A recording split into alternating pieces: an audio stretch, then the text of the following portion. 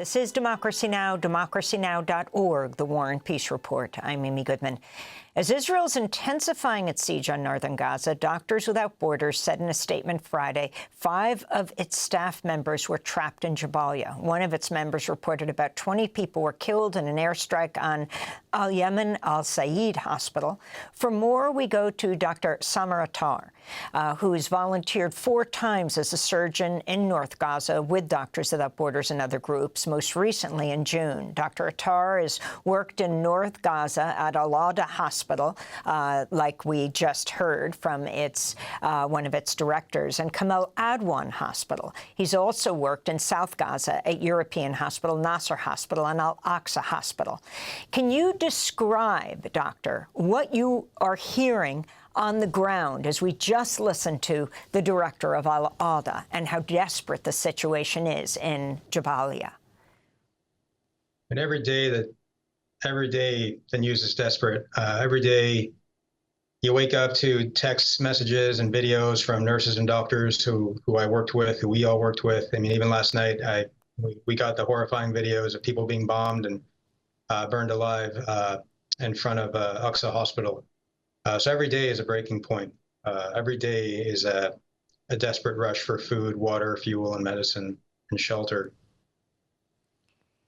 I wanted to go to the Kamal Adwan Hospital, and this is a clip of a doctor who is there describing what's going on the ground within this hospital where you, Dr. Samer Attar, have also worked. What is happening is a process of attrition, a siege, and artillery shelling. Tanks are present, and the occupation forces are stationed at the walls of these schools. They are surrounding Shadi Abu Ghazala School, Al-Fallujah School, and Hafsa bint Omar Government School. The army is now at the rear walls of these schools. We hope the world intervenes to lift the siege on the Jabalia camp, find solutions for the wounded, and provide the necessary medical supplies to these injured people. That's Hani Hamad, a doctor describing what's happening. And now we're going to go to a doctor inside the Kamal Adwan Hospital, Dr. Hassam Abu Safia, the director of the hospital, in another video. We're facing a new challenge and a catastrophic situation that will worsen in the coming hours if there's no fuel supply for emergency services. We are now talking about a sensitive department that provides advanced health services, and we have 24 hours left.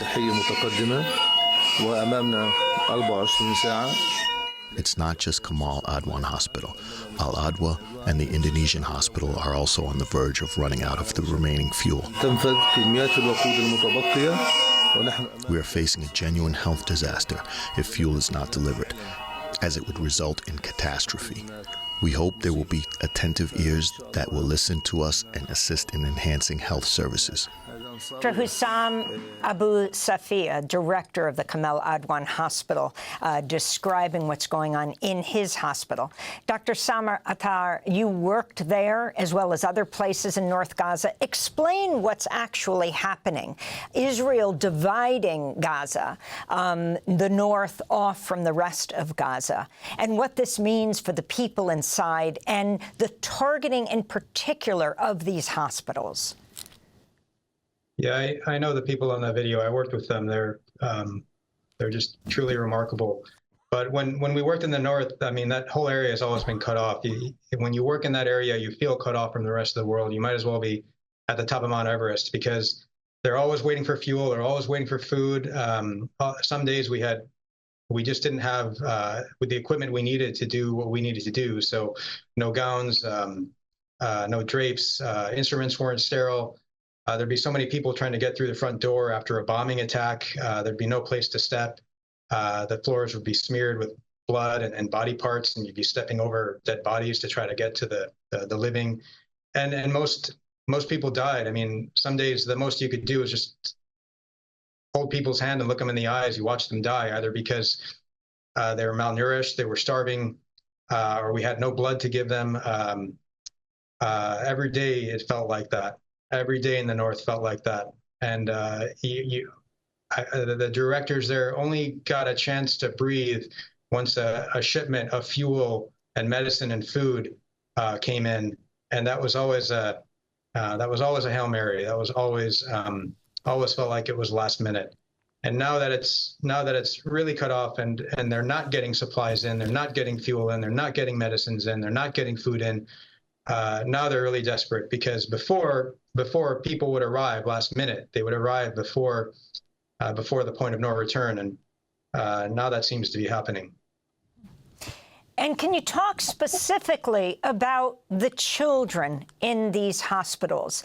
The number of children who are died, who are maimed, who've had amputations, well over 1,000 now are alive but amputated. The situation there, and this latest situation where one of the hospitals was the site of what was supposed to be a vaccination program today.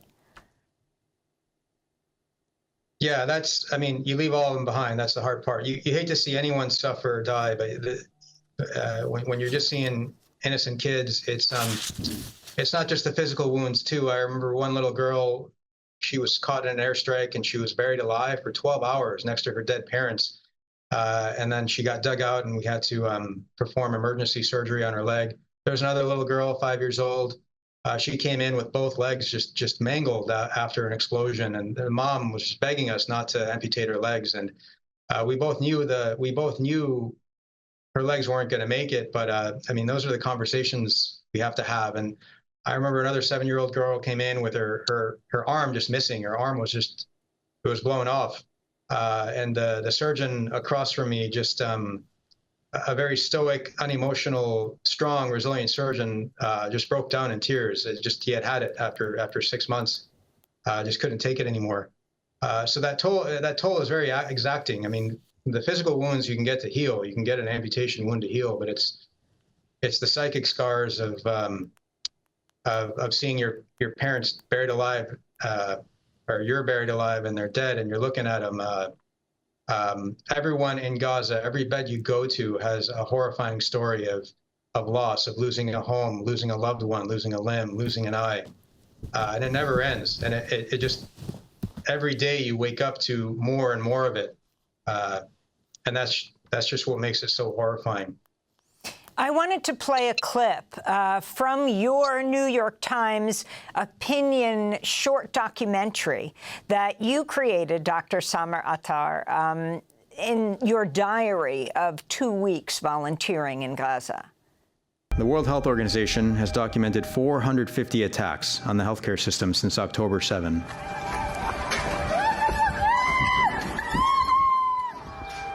The staff of this hospital told me they were stripped to their underwear and handcuffed.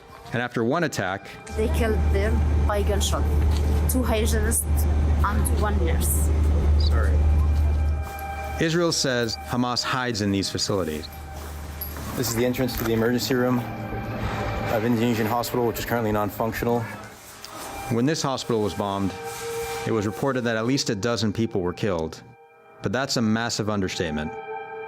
Because when this CT scanner was destroyed, countless Gazans were given a death sentence. This patient, both of these patients, every single one of these patients needs a CT scan to diagnose their injury. For this patient, in normal situation, we need to plan CT. So just keep an eye on him and make sure nothing bad happens, and if it does, we do our best. We cannot do anything. As we begin to wrap up, Dr. Samer Attar, that is a clip from an video editorial you did for the New York Times. And here you're also talking about medical workers being shot and handcuffed. Explain. Yeah, hospitals should be safe. Hospitals represent havens for communities. They represent communities' capacity to heal and recover. And it's not a political issue. It's a medical one. Hospitals shouldn't be targeted. Hospitals shouldn't be used for military purposes. They should be places where if you're sick or injured, you can go and be treated without having to worry about being bombed in the hospital or in front of the hospital. I mean, I can't emphasize that point any more than just having said what I said.